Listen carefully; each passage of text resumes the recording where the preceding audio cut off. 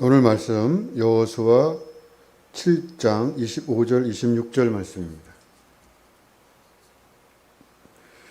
여호수아가 이르되 내가 어찌하여 우리를 괴롭게 하였느냐 여호와께서 오늘 너를 괴롭게 하시리라 하니 온 이스라엘이 그를 돌로 치고 물건들도 돌로 치고 불사르고 그 위에 돌 무더기를 크게 쌓았더니 오늘까지 있더라. 여호와께서 그의 맹렬한 진노를 그치시니 그러므로 그곳 이름을 오늘까지 아골 골짜기라 부르더라. 아멘. 오늘 온유샘 특송 후에 회개할 기회라는 제목으로 서은무 목사님 말씀 전해 주시겠습니다.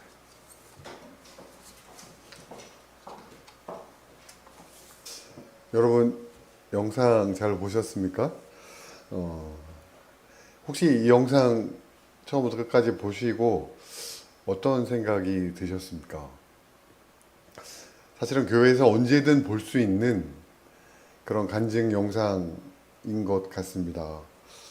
그래서 아마 이 영상을 보면서 그렇구나, 은혜롭다, 아멘, 이런 마음으로 이 영상을 볼 수 있을 것 같습니다. 지금 함께 보신 이 영상은 CBS TV 꽃다방이라고 하는 프로그램에 나왔던 영상입니다. 지금도 유튜브에 김지선 간증 이렇게 치면 이 영상이 제일 먼저 뜨는 영상입니다.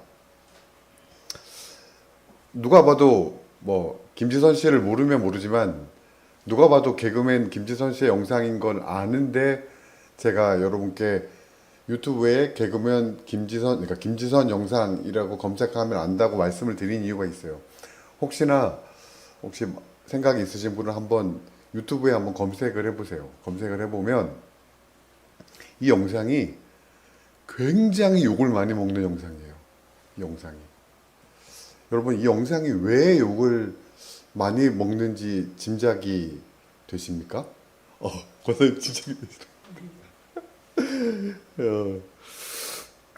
혹시 예상을 하신 분도 있으실 것 같습니다만은 검색을 하면 지금도 제일 위에 뜨는 댓글인지 모르겠어요. 제가 한번 읽어드리겠습니다. 제발 용서는 상대방에게 구하세요.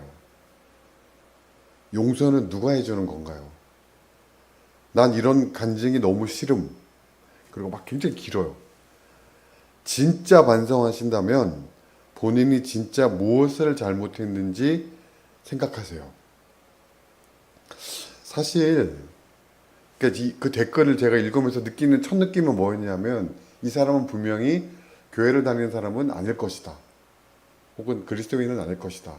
왜냐하면 그 영상을 보면서 굉장히 김지선 그 간증에 대해서 꼬투리를 잡으려고 하는 느낌을 좀 굉장히 많이 좀 느껴졌어요. 왜냐하면 개그맨 김지선 씨가 사실 그 사람에게 잘못한 게 없다고 말하는 건 아니었거든요. 그리고 그렇게까지 잘못한 건가 싶기도 하고 그렇게 욕먹을 만한 짓인가 싶기도 하고 그래서 아까 말씀드린 대로 이 사람은 분명히 교회와 기독교인들에 대한 아주 악감정을 가지고 있는 우리가 보통 소위 말하는 안티크리스찬이 아닌가 그런 생각을 지울 수 없습니다. 그렇지만 그 댓글들을 그냥 지나칠 법한 댓글들은 아닙니다.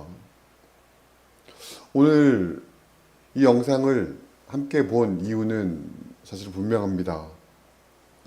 이 영상이 우리에게 이 댓글이 우리에게 괜찮지 않아야 된다는 거예요. 비그리스도인들이 그리스도인인 당신 때문에 내가 상처를 받았어. 혹은 당신의 말 때문에, 당신의 행동 때문에 내가 상처를 받았고 나는 절대 교회를 다니지 않겠소. 라고 하는 그 말에 대해서 애냐? 뭔 상처는? 라고 넘어가서는 안 된다는 겁니다. 마태복음 5장 23절 말씀에 보면 예물을 드리러 제단에 올라가기 전 형제에게 원망받을 일이 생각나거든 먼저 형제와 화목한 이후에 예물을 드리라고 말씀하셨습니다. 이것은 우리가 하나님 하나님께 예물 드리고 하나님께 예배 드리고 하는 것들이 중요한 것처럼 하나님께서 우리에게 관계 맺게 해주신 허락하신 모든 이들과의 관계 역시 매우 중요한 것임을 말씀하시는 것입니다.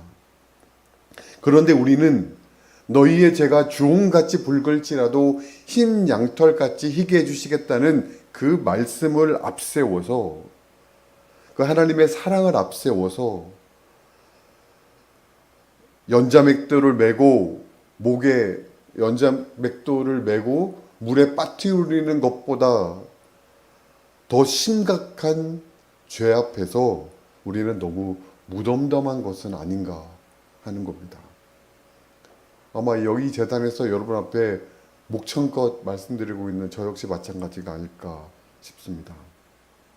코람데오, 우리가 어디에 있든지 무엇을 하든지 간에 우리는 늘 하나님 앞에 서 있다고 우리가 믿고 있다면 우리는 늘 우리의 말과 우리의 행동이 하나님의 영광을 가리는 것은 아닌가 하는 민감한 마음이 우리 가운데 있어야 한다는 것이죠.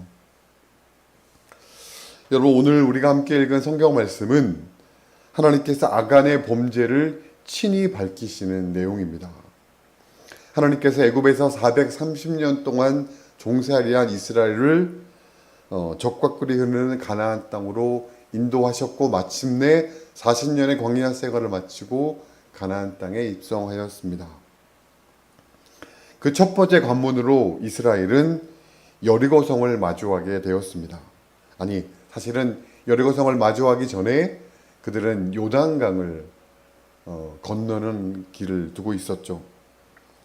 그래서 그때 40년 전에 홍해가 갈라지는 기적을 봤던 이스라엘은 40년 이후에 요단강이 갈라져서 마른 땅을 그 사이 요단강을 지나서 여리고성 앞에 다다르게 되었습니다.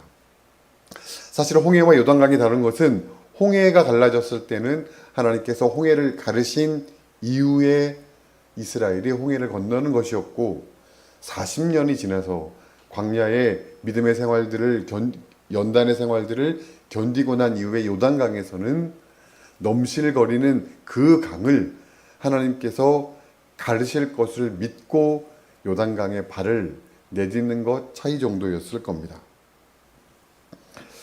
그리고 하나님의 법궤가 먼저 앞서서 그 길을 건너가게 하셨죠. 이스라엘 백성이 요단강을 건너기 전에 하나님의 법궤가 먼저 그 강을 건너게 한다는 것은 우리 안에 도무지 건널 수 없는, 도무지 해결할 수 없는 요단강과 같은 문제가 있을지라도 하나님께서 그 일에 앞장서서 가심을 믿고 믿음으로 우리가 그 길을 함께 걷는다면, 하나님께 순종하고 따라가기만 한다면 그 어려움을 이겨낼 수 있을 것이라는 것을 우리는 깨닫게 됩니다. 또한 여리고성을 점령하는 건 역시 마찬가지였습니다. 여리고성은 이스라엘이 점령하기에는 매우 견고한 성이었습니다. 게다가 이스라엘은 광야 40년을 거치면서 뭔가 제대로 된 군사체대가 정비되어져 있던 것도 아니었고 우리가 예상할 수 있는 것은 아주 잘 준비된 병기가 있는 것도 아니었을 것입니다. 그런 그들이 어떻게 여리고성을 점령할 수 있었겠습니까? 요단강을 건너는 것과 같이 도무지 불가능한 그 상황에서 하나님은 이스라엘에게 불가능한 것을 요구하십니다. 그것은 아무것도 준비하지 말고 매일매일 6일 동안 하루에 한 번 여리고성을 돌고 맨 마지막 날 7일째는 7번 여리고성을 돌아라. 그리고 큰 함성을 외치면 그 성이 무너질 것이다. 아마도 요단강의 기적을 봤었던, 그리고 광야의 40년의 연단의 생활을 거쳤던 이스라엘이었기 때문에 이스라엘은 온전히 그 말씀에 순종했고 그 말씀대로 순종했을 때 여리고성이 무너지는 것들 그들이 목도하게 되었습니다. 그리고 이제 하나님은 무너진 여리고성을 보게 하시며 이스라엘에게 한 가지 명령을 내리셨습니다. 그 명령은 여호수아 6장 19절인데 제가 읽어드리겠습니다.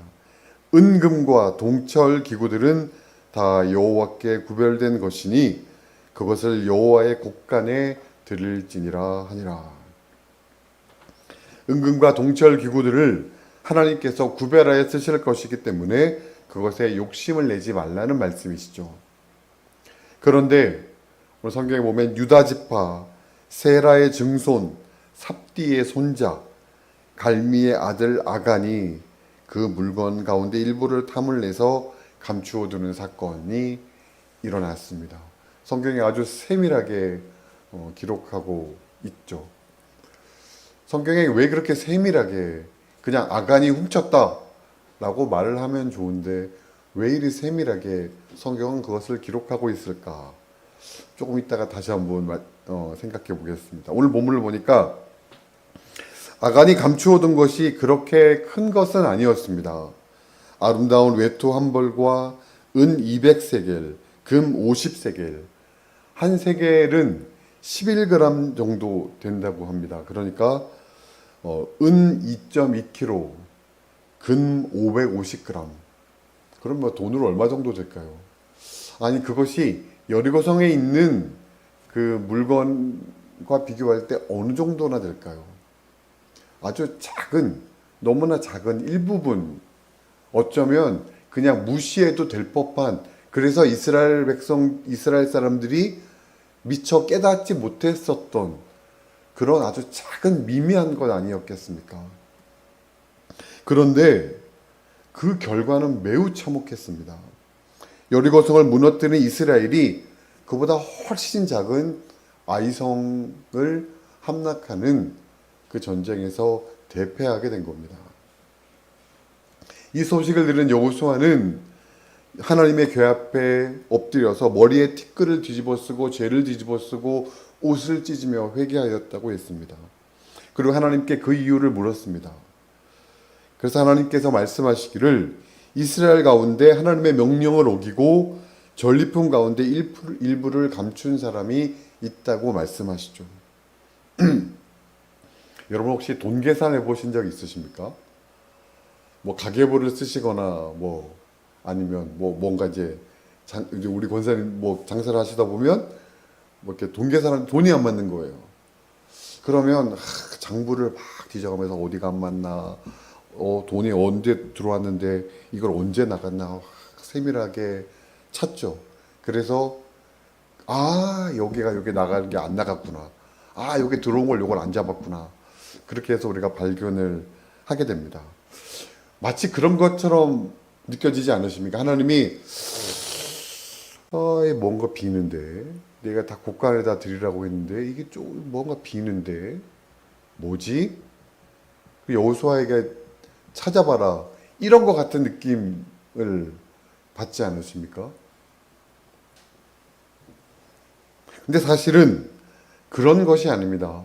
우리가 마치 무언가를 찾듯이 야 내가 보니까 돈이 비는데 전리품을 다 가져오라 그랬는데 조금 비는데 너 여호수아 뭔지 찾아봐 라고 하는 것이 아니라는 겁니다.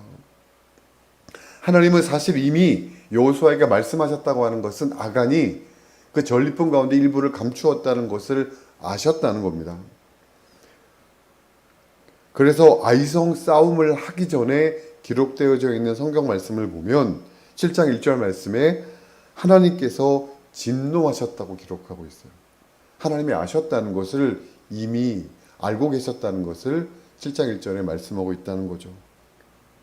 하나님이 이미 아간의 잘못을 알고 있음에도 불구하고 하나님은 여호수아에게 전리품 가운데 일부가 비니까 그 이유를 찾으라고 말씀하셨어요.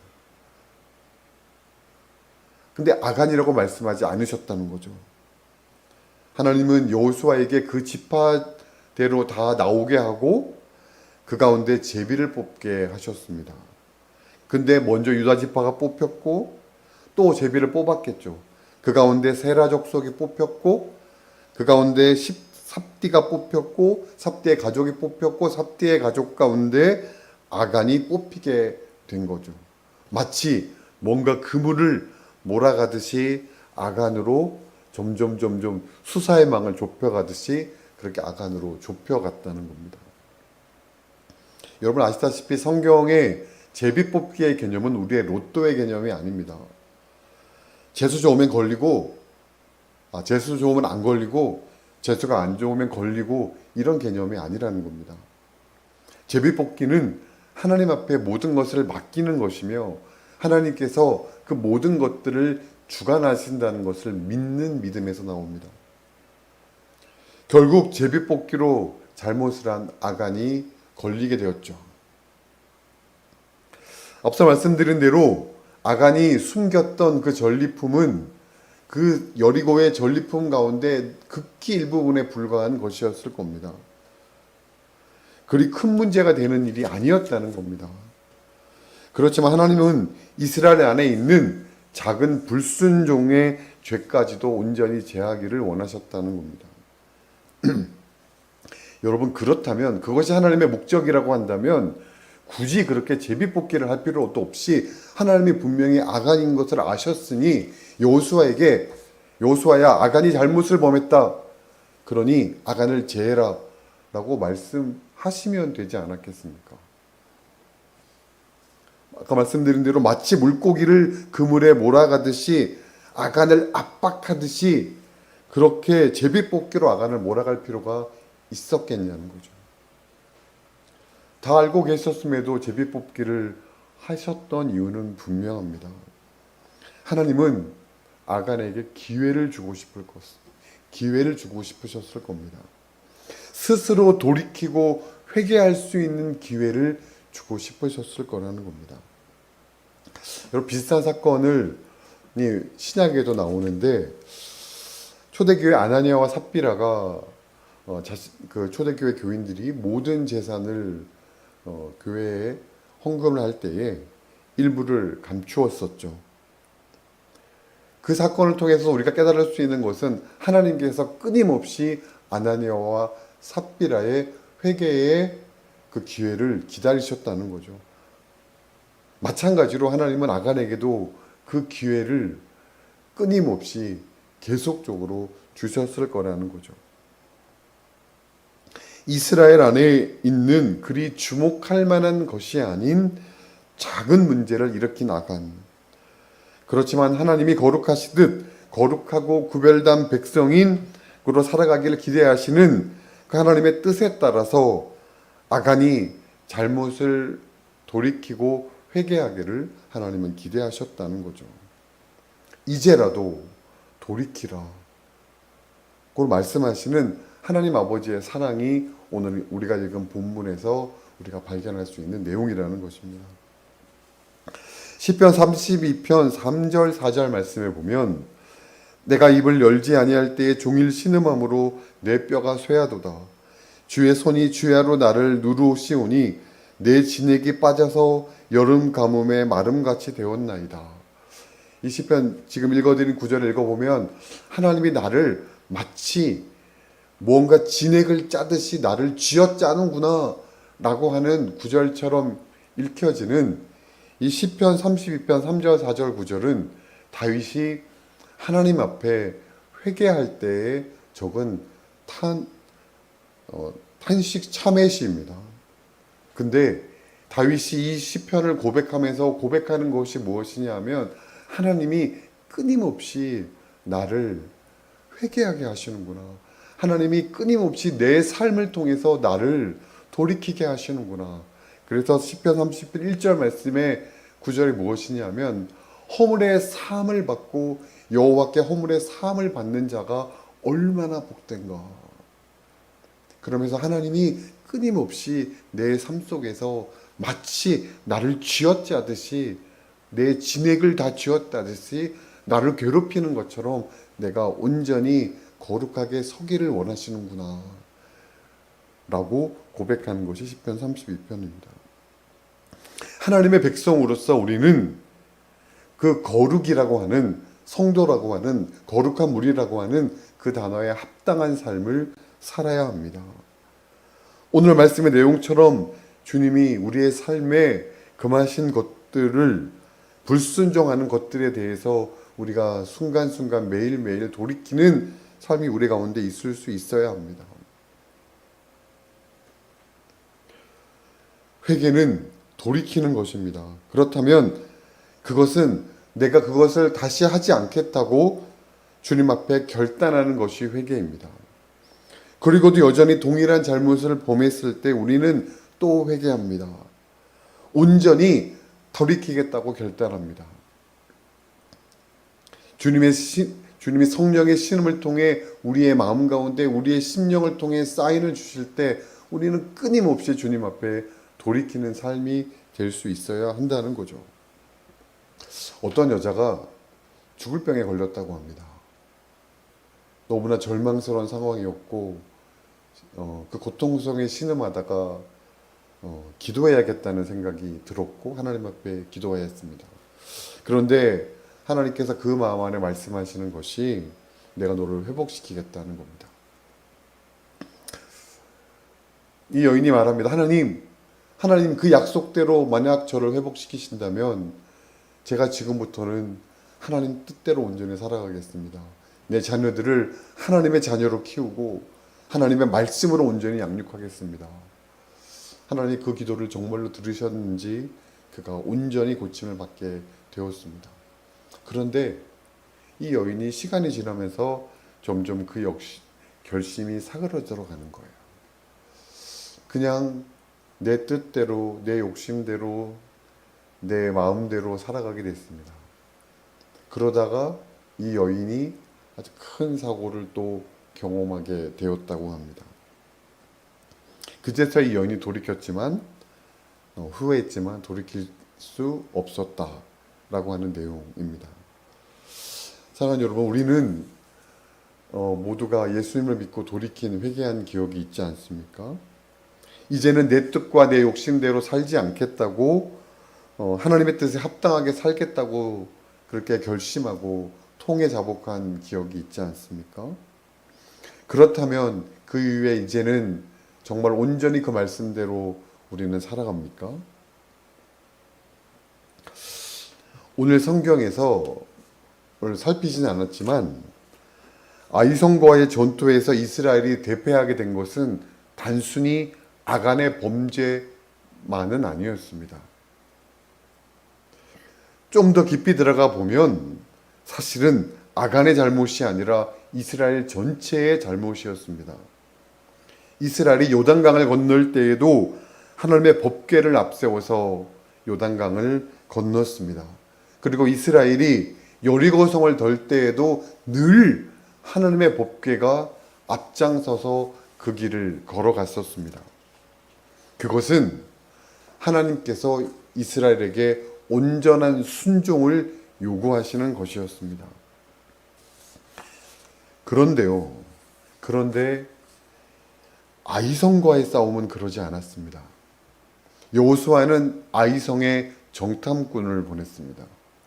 아마도 그 모세 시절에 여리고성에 정탐꾼을 보냈던 그 경험을 되살린 것이 아닐까 하는 생각을 해봅니다.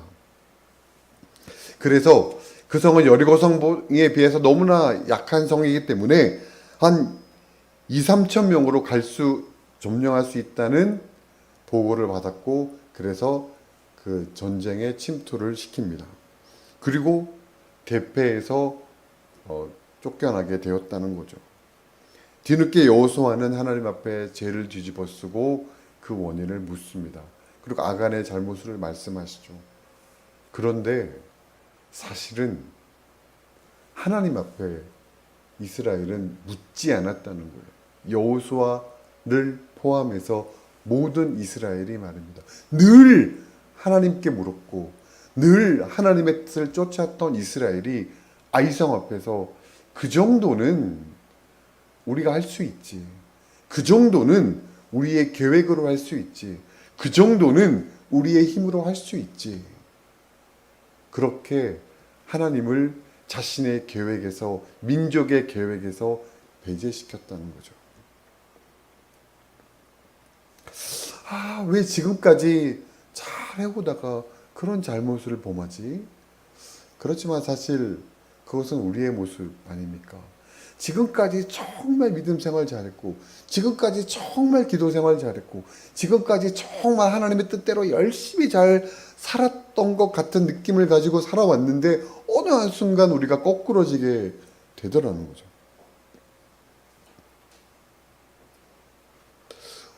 오늘 하나님 앞에 예배드리고 새로운 마음으로 결단을 하고 돌아가면서 우리의 삶이 흐트러지는 것이 우리의 모습이 아닙니까? 여러분, 그러면 어떻게 하면 좋을까요? 우리가 어떻게 하면 하나님께 온전히 순종할 수 있겠습니까? 사실 그건 너무나 어려운 일이지만 또 한편으로 너무나 간단한 일입니다. 너무나 간단한, 너무나 천편일률적인 대답이지만 우리의 생각과 우리의 뜻을 하나님 앞에 온전히 맞추는 것입니다. 매일매일 내 삶을, 순간순간 나의 시간을 늘 하나님 앞에 맞추며 살아가는 겁니다. 이것은 구체적으로 어떠한 삶입니까?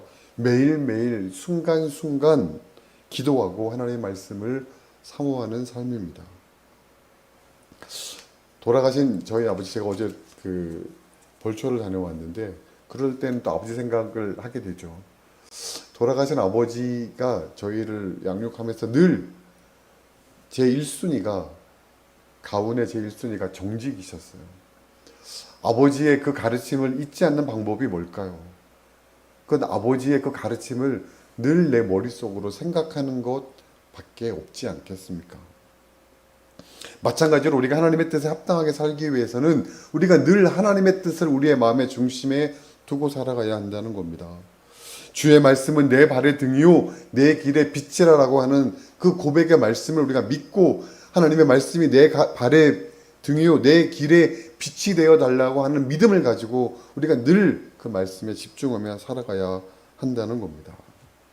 그래서 우리는 오래 기도하는 사람이라는 표어를 가지고 매일매일 순간순간, 방법은 다르고 모양은 다르지만, 순서는 다르지만 그렇게 기도하는 사람으로 살고 있을 것입니다.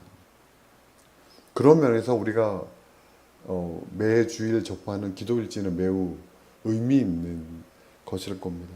우리의 삶의 순간순간 문을 열고 닫으면서 하나님을 기억하기 때문에 그렇습니다.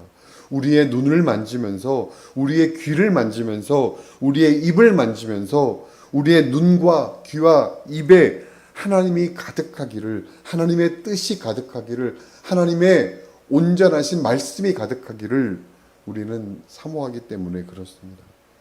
그렇게 우리는 순간순간 하나님 앞으로 나아가기 때문에 그렇습니다. 여러분, 우리는 아까 성도가 거룩한 물이라고 했죠. 이 성도의 거룩할 성자는 히브리어로 카도시, 헬라어로는 하기오스라고 하는 단어를 씁니다. 근데 그 단어는, 이 카도시라고 하는 이 단어는 구약 성경에 여러 개 나오겠지만 가장 주목할 만한 것이, 하나님이 이스라엘을 출애굽시키시면서 내가 너희 하나님이 되려고 너희를 애굽 땅에서 인도하여 낸 여호와라, 내가 거룩하니 너희도 거룩하라. 그 거룩의 단어가 카도시입니다. 근데 그 거룩하라고 말씀하시면서 뭐라 그러셨다고요? 너희를 애굽 땅에서 불러낸. 그래서 카도시라고 하는 단어가 구별되다라고 하는 단어입니다. 내가 너희 하나님이 되려고 너희를 애굽에서 구별해서 나온 이라고 하는 단어라는 거죠. 하나님이 카도시, 우리를 구별되이 부르셨다는 겁니다. 그렇다면 우리의 삶은 구별되어야 한다는 겁니다.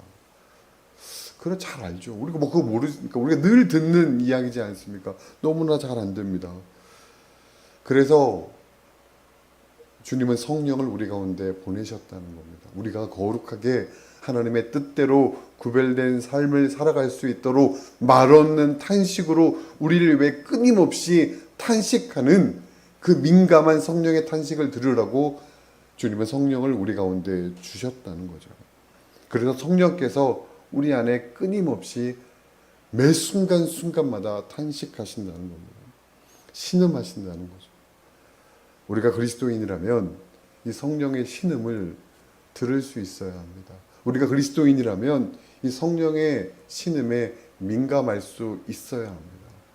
그래서 그 신음이 우리 가운데 들렸을 때 우리가 아무렇지도 않아서는 안 된다는 겁니다. 우리도 성령과 함께 신음해야 하고 하나님 앞으로 돌이킬 수 있는 그런 돌이킴이 우리 가운데 있어야 한다는 거죠.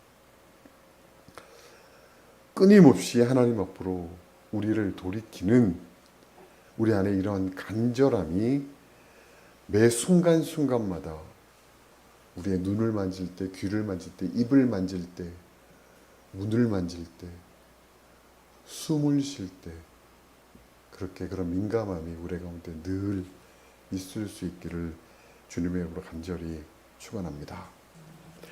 우리 잠시 말씀을 생각하며 기도하겠습니다.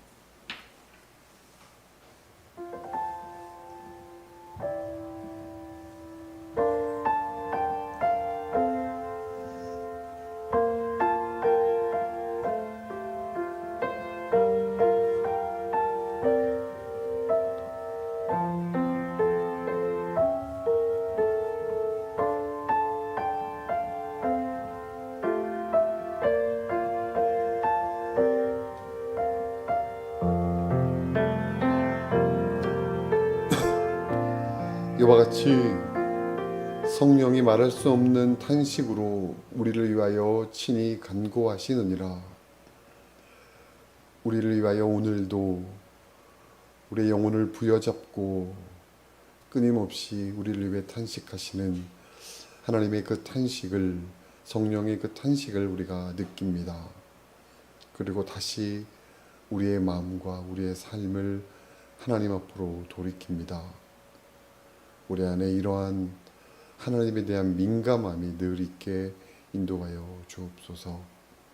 우리가 더 이상은 불순종의 삶에 동의하지 않게 하시고 그것이 우리 안에 괜찮지 아니하게 하시고 우리가 매 순간순간 하나님을 인식함으로 말미암아 우리가 오늘보다는 내일이, 내일보다는 모레가 더 하나님을 가까이 할 수 있는 우리의 삶이 되도록 하나님 인도하여 주옵소서. 감사드리며 예수님의 이름으로 기도하였습니다. 아멘. 찬송가 50장 부르면서 봉헌하겠습니다.